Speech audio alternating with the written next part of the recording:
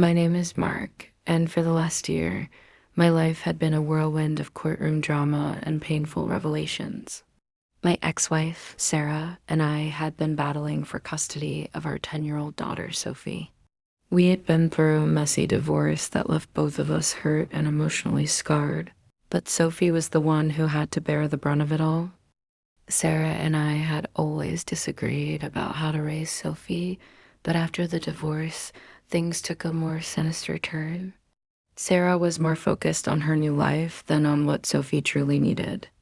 I noticed that Sophie began withdrawing, becoming quieter, more distant. Her once bubbly personality seemed to fade as if she was carrying a weight far too heavy for someone her age. I suspected something was wrong, but Sophie wouldn't tell me what was happening at her mother's house. Every time I asked, she would get upset, shut down, and change the subject. I couldn't understand why she was acting this way, but I was determined to figure it out.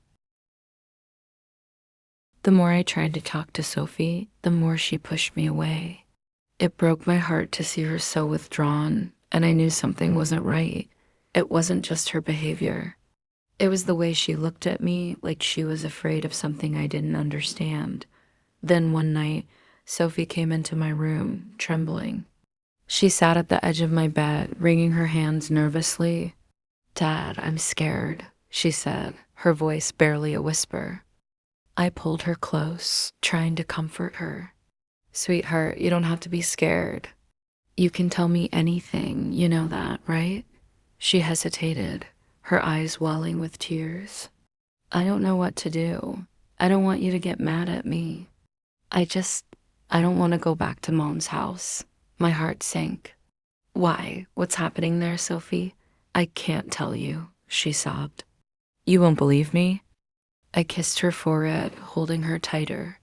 "I believe you, sweetheart. You don't have to be scared anymore. I'm here and I'll protect you." Sophie didn't say much more that night, but something in her eyes told me that I needed to find out the truth. I couldn't let my daughter live in fear, and I couldn't trust Sarah to protect her. I knew I had to do something drastic. The next day, I took a deep breath and decided to confront the issue head on. I sat Sophie down and asked her, gently but firmly, if she had ever recorded what was happening when she stayed with her mom. She looked at me with wide eyes and shook her head. "I didn't want to get you in trouble," she said, "but I started recording some of the things that happened when I was at Mom's house. I didn't know what else to do." My stomach churned. Sophie had been recording the events at her mom's house. I knew then that there was something truly sinister happening, something that couldn't be ignored. "Can you show me what you've recorded?"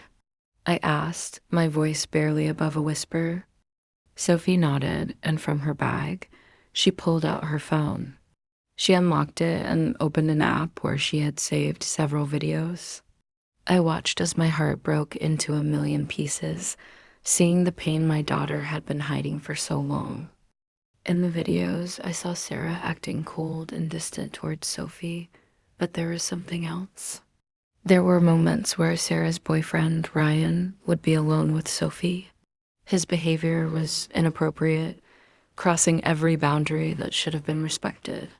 The videos showed him speaking to Sophie in a way that no child should ever be spoken to, let alone a father figure. I couldn't believe my eyes. This wasn't just neglect or emotional abuse. It was something far darker. My daughter had been living in a nightmare, and I had no idea. With the evidence in hand, I filed an emergency motion for full custody of Sophie. The court hearing was scheduled for the following week, and I was filled with a sense of both dread and determination. I knew that I had to protect my daughter, but I also knew that Sarah would fight me every step of the way. When the day of the hearing arrived, I was a nervous wreck. I sat in the courtroom, watching as Sarah and her lawyer prepared their defense. She looked calm, almost too calm, as if she didn't have a care in the world. I could see the arrogance in her eyes, and it only fueled the fire of anger inside me. How could she be so unbothered by what she had allowed to happen to our daughter? The judge entered, and the room fell silent. The proceedings began, and I watched as Sarah's lawyer attempted to paint me as an unfit father, accusing me of overreacting to normal teenage behavior. I wanted to stand up and shout, to tell the judge that they were completely wrong, but I stayed quiet, letting my lawyer present the case. Then it was time for Sophie to take the stand. My heart was in my throat as she nervously walked up to the witness stand. I had no idea how she would handle this. It was a lot to ask of a 10-year-old, but Sophie was brave. I could see the courage in her eyes as she sat down and looked at the judge. "Sweetheart, I know this is hard, but I need you to tell the truth," the judge said kindly. "Can you tell me why you want to stay with your father?" Sophie took a deep breath and looked over at me. She smiled slightly, a mixture of sadness and determination on her face. And then she spoke words that I will never forget. "I'm here to show you something," Sophie said, her voice steady. "I recorded what happens at night when I stay at Mom's house. I don't want to be there anymore. I'm scared." The entire courtroom fell silent. The judge looked at Sophie with a mixture of shock and curiosity. Sophie reached into her bag and pulled out her phone. She turned to the judge and said, "I'll show you the videos. I want you to see what happened when no one was looking." With that, Sophie clicked a few buttons, and the screen of her phone was projected onto the courtroom's display. The room watched in stunned silence as the videos played. The uncomfortable, inappropriate moments between Ryan and Sophie were now undeniable. The whispers of the audience and the gasps in the room were deafening. I watched as the judge's jaw literally dropped. I had never seen her look so shocked, so visibly moved by the evidence Sophie had presented. The room was still, and the atmosphere was heavy with the weight of what had been exposed. The judge turned to Sarah and her lawyer, her voice firm. "This is not acceptable. These videos, along with the testimony from your daughter, will not be ignored." Sarah tried to defend herself, but it was clear that the evidence was overwhelming. The judge took a brief recess, and when she returned, she made her decision. "Based on the evidence presented, I am granting full custody to Mr. Davis, effective immediately. Your visitation rights will be suspended until further investigations have been made. This court will also be recommending therapy for your daughter, as well as a full investigation into the actions of Mr. Ryan." Sarah looked stunned, her face pale, but there was nothing she could say to change the outcome.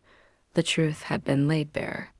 My daughter had proven her courage, and I had no doubt that she would continue to be strong as we rebuilt our lives together. In the weeks that followed, Sophie and I began the long road to healing. It wasn't easy. She struggled with the betrayal and the trauma she had experienced. But with my support and the guidance of therapists, we started to move forward. Sophie was a hero in my eyes. She had the strength to speak out, to share her truth, and to protect herself from the people who were supposed to love and care for her. I have failed her once, but I would never fail her again. I would be the father she needed always. We started a new chapter of our lives, one that would be filled with love, trust, and the promise of a future free from fear. I had learned the hard way that the bond between a father and his daughter is unbreakable, and together, Sophie and I would face whatever came next.